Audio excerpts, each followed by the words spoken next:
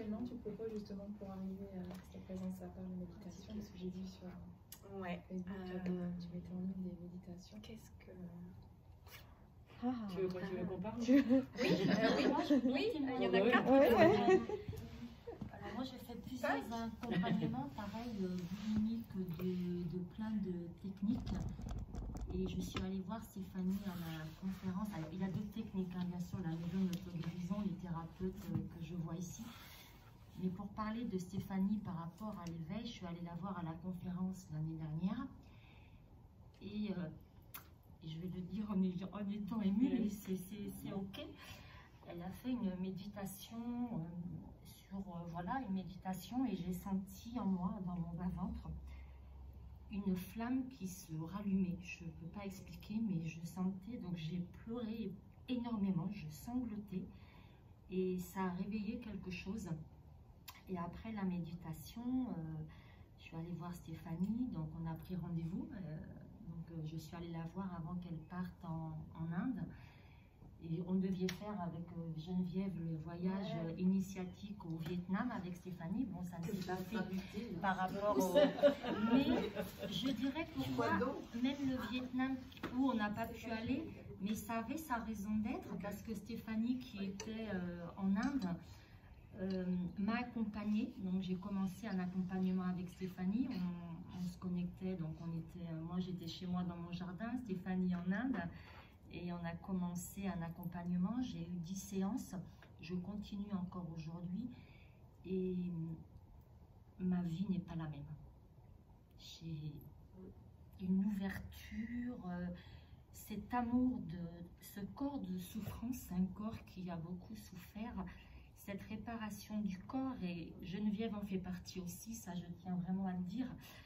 C'est un ensemble, mais quand même l'éveil et la technique, ce que propose Stéphanie, m'amène à qui je suis aujourd'hui. Et aujourd'hui, ma vie est différente. Alors oui, j'ai, comme tous ici, on a des blessures, on a des problèmes, on a plein de choses.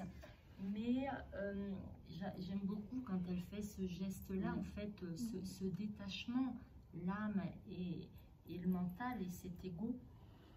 Et j'adore. Et c'est vrai que le groupe qu'elle accompagne, les éveilleuses de cœur, il y en a ici présentes, où on partage, où on dit nos difficultés, et Stéphanie est toujours là pour nous accompagner. Et c'est très très puissant, et je sens cette guérison, et je sens ce corps aujourd'hui que j'accepte, que j'aime, cette gratitude à la vie. C'est cadeau. C'est cadeau, vraiment. Ouais.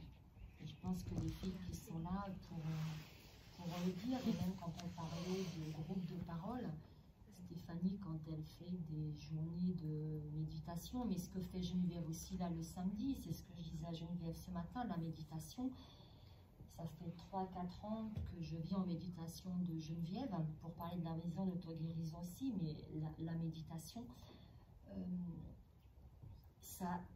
ça nous porte vers un ailleurs. Et en fait, il faut le vivre pour comprendre ce qui se passe en nous. Parfois, ce matin, lors de la méditation de Geneviève, j'avais l'impression de voler. J'étais plus sur terre.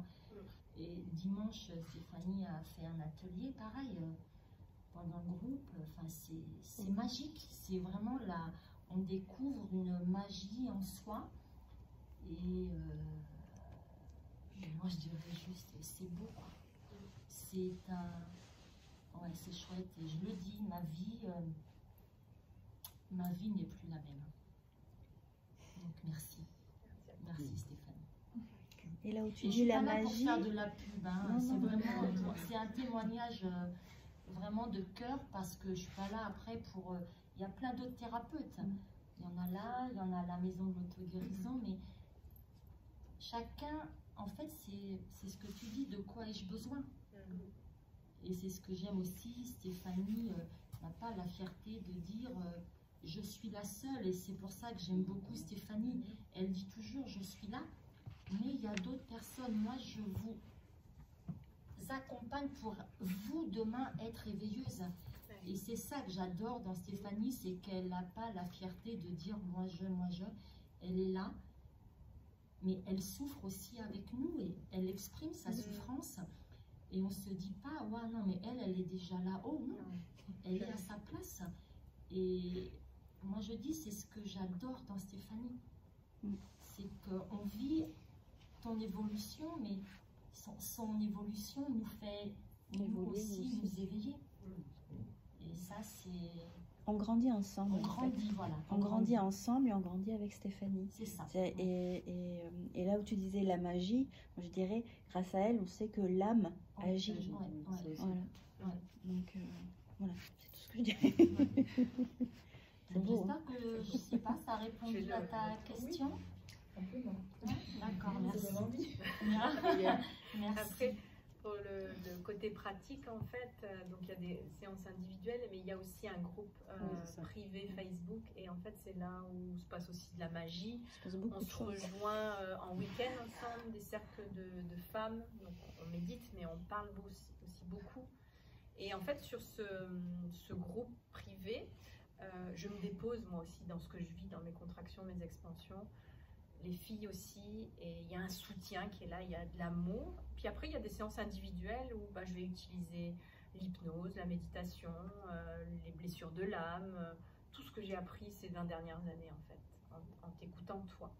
Après, voilà, il faut que ça vibre en toi, parce que ce qui est bon pour une n'est pas forcément bon pour toi. Et voilà, c'est s'écouter, mais la puissance du groupe, et c'est pour ça que merci toutes les femmes qui... Il n'y a pas de hasard. On a créé un groupe avec Hélène et Sandra, une autre personne qui est dans les Landes, et on a fait un groupe fermé de mamans endeuillées. Et il n'y a pas de hasard sur elle, quelque part toutes les filles. Ah oui, effectivement. Adultes. Et puis on est en train de grandir. On est 78 maintenant. On essaye, mais on est au début, mais ça fait pas très longtemps. Mais voilà, l'idée c'est vraiment la parole, quoi, pour se libérer. La force du groupe.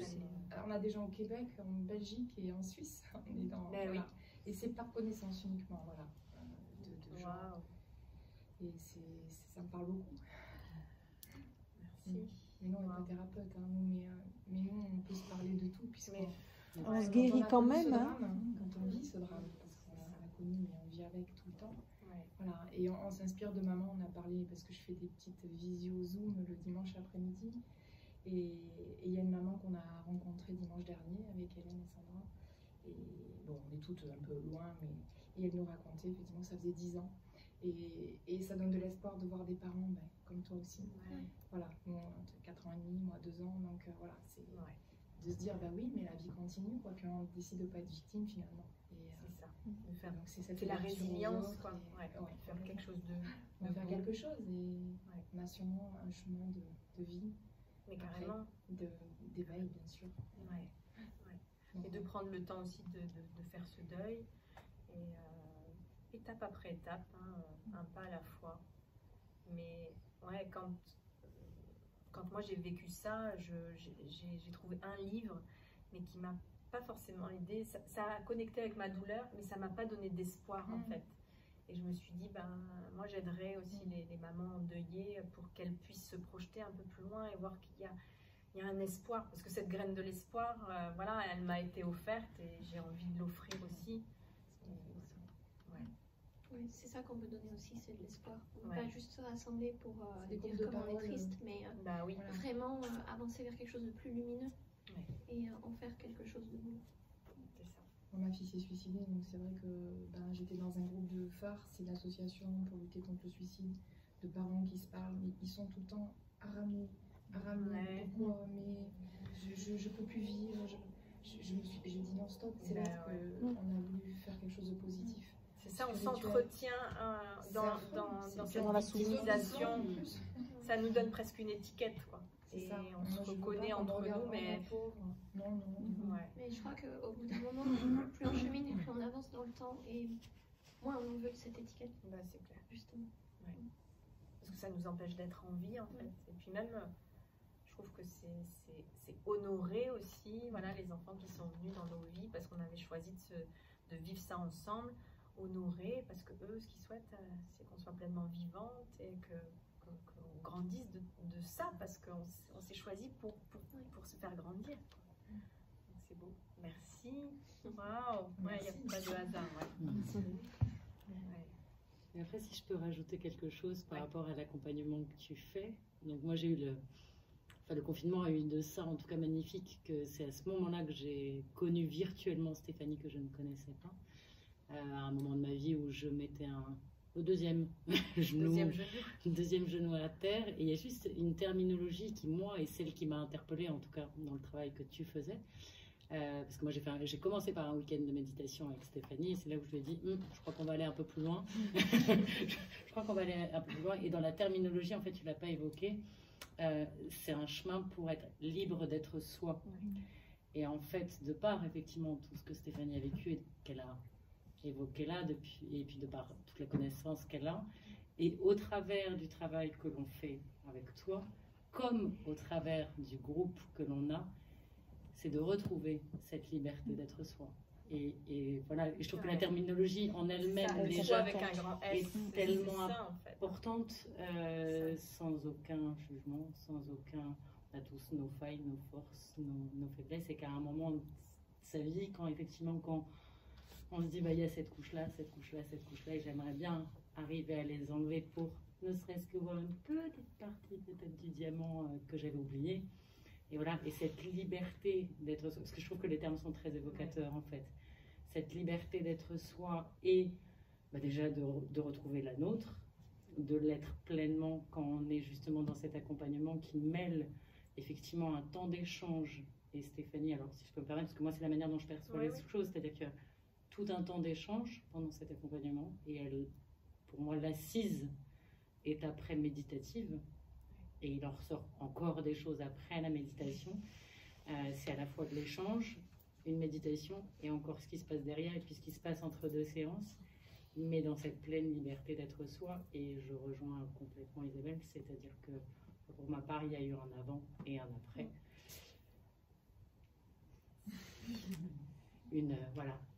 Certainement une des plus belles rencontres de 2020 que j'ai pu faire, et qui me permet de commencer à toucher du doigt cette liberté d'être soi. Voilà. Mais la terminologie, je la trouve très belle.